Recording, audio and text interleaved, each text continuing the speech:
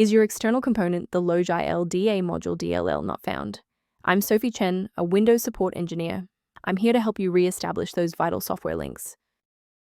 This DLL file is the Logitech Download Assistant Library. It is designed to automatically check for software updates for Logitech peripherals when the system starts, ensuring that mouse and keyboard drivers remain current and fully functional. Knowing the file's purpose is helpful, but now we need to physically restore it.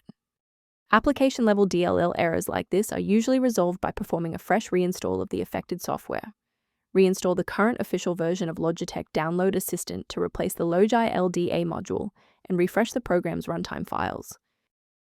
If you're still seeing the missing file notification, we should attempt to force a synchronization between the software and the OS.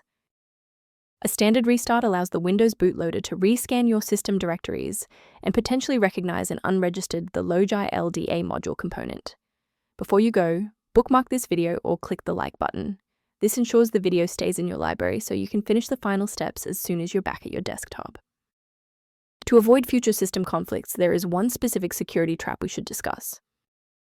A vital technical reminder: modifying the Logilda module DLL manually is a high-risk procedure that can overwrite essential library files your hardware depends on for basic functionality and secure processing. For those looking for a professional-grade monitoring resource, I've provided a link to a diagnostic tool for you below.